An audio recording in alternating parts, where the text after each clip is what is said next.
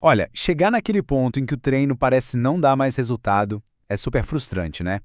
Bom, nesta análise a gente vai mergulhar na ciência por trás desses platôs de treinamento e, o mais importante, descobrir como é que se supera eles para continuar evoluindo. É uma coisa super comum. Muita gente chega nesse ponto, sabe? Na jornada de treinos, aquele momento em que todo o esforço, toda a consistência parece que não leva a lugar nenhum. É como dar murro em ponta de faca, uma barreira bem frustrante mesmo. Mas e se o problema não for a falta de disciplina? A grande sacada, na maioria das vezes, não é treinar mais pesado, mas sim treinar de um jeito diferente. O segredo está em mudar a própria natureza do estímulo que a gente dá para o nosso corpo. Ok, para a gente entender isso direitinho, vamos começar pelo básico, pelo primeiro grande objetivo de muito treino por aí, a hipertrofia. Que, falando de forma simples, nada mais é do que o processo de fazer o músculo crescer. Dá para pensar nisso como se o corpo estivesse construindo uma armadura. Sabe, quando ele enfrenta um desafio físico, a resposta dele é: ok, preciso me preparar para isso. E aí ele constrói um tecido muscular maior, mais forte, para da próxima vez estar mais pronto. E aqui vem uma coisa bem interessante que quebra um mito bem comum. A pesquisa científica mostra que a hipertrofia pode acontecer com cargas de até 30% de uma repetição máxima. E só para todo mundo ficar na mesma página, uma repetição máxima, ou 1 RM, é o peso máximo que se consegue levantar uma vez só. Então a ciência está dizendo que não precisa ficar levantando o máximo de peso o tempo todo. O verdadeiro segredo é levar as séries até a falha. Então, o ponto crucial é esse. O esforço tem que ser intenso. Tão intenso que mande um sinal para o corpo, tipo, ei, você precisa se adaptar. É exatamente nesse momento, quando a gente chega perto da falha muscular, que o verdadeiro estímulo para o crescimento acontece. E isso, olha só, independe do peso que está na barra. Pode ser com muito peso e pouca repetição, ou pouco peso e muita repetição. Beleza, então a gente viu como o músculo cresce. Mas ter músculos maiores não é a única meta, certo? Agora a gente vai analisar a força. E como a gente vai ver, a força é uma adaptação completamente diferente da hipertrofia. É outra história. Vamos voltar para a analogia do motor. Pensa assim, a hipertrofia aumenta o tamanho do motor, deixa ele maior, mais parrudo. Já o treino de força, ele otimiza a eficiência desse motor. É como se fosse um ajuste fino para ele gerar o máximo de potência de uma vez só, num único instante. E olha, os dados sobre isso são bem claros. Não tem muita discussão. Uma meta-análise do Schoenfeld, que juntou os resultados de 21 estudos diferentes, não deixa nenhuma dúvida. Para ganhar a força de verdade, no nível máximo, as cargas pesadas são essenciais, não tem atalho. Cargas leves simplesmente não geram o mesmo resultado. E aqui está a receita de bolo para construir força, os pilares.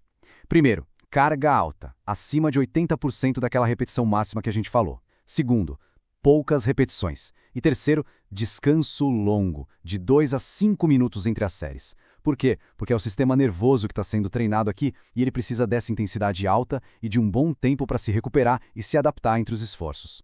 Então fica a pergunta: mais músculo significa sempre mais força? E a resposta é: não necessariamente. Embora as duas coisas estejam relacionadas, claro, um músculo maior não vira automaticamente um músculo mais forte sem aquele treino específico para o sistema nervoso, o treino neural, para ele aprender a aplicar força máxima. Resumindo a ópera, os objetivos são bem diferentes. O foco da hipertrofia é o estresse metabólico, é acumular volume e chegar na falha para ele se reconstruir maior. Já o foco da força é o drive neural, é treinar o sistema nervoso central para ele aprender a recrutar as fibras musculares e produzir o máximo de força possível. Essa tabela aqui é ótima, ela resume tudo de um jeito bem claro. Olha só como as regras do jogo para a hipertrofia e para a força são diferentes, principalmente na carga e no tempo de descanso. E vale a pena dar uma olhada na terceira linha, a de potência. Ali o foco muda de novo. Não é nem o tamanho, nem a força máxima, é a velocidade com que a força é aplicada. Para isso se usa cargas mais moderadas, mas com um movimento bem explosivo. Ok, agora a gente chega no ponto principal. O conceito que amarra tudo isso que a gente viu e que finalmente explica por que o progresso para, por que a gente chega no platô. Pensa no corpo como um funcionário muito bom. Se a gente der sempre a mesma tarefa para ele, com o tempo ele fica incrivelmente eficiente naquilo. Faz de olhos fechados. E aí, ele para de aprender, para de se adaptar, não tem mais desafio. Então, aqui está a grande virada de chave. Um platô, na verdade, não é um sinal de fracasso. Pelo contrário, é um sinal de sucesso. O corpo ficou tão bom, tão eficiente em lidar com aquele estímulo que a gente estava dando, que ele simplesmente não precisa mais se adaptar. É o que a gente chama de dominância adaptativa. Certo, entendemos o problema. A grande questão agora é: como é que a gente usa esse conhecimento de forma estratégica para quebrar esse platô? A resposta é bem direta: introduzindo um novo desafio.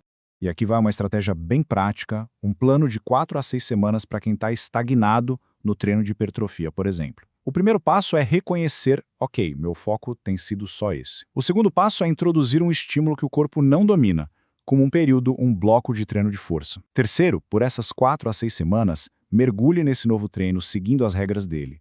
E por último, quando voltar para o treino original, a mágica acontece. É importante entender que esse novo bloco de treino não é um desvio do caminho. Muito pelo contrário. É sobre construir uma base mais forte. É como melhorar a fiação elétrica da casa antes de instalar aparelhos mais potentes.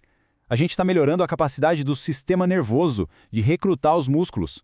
E a recompensa? A recompensa é incrível.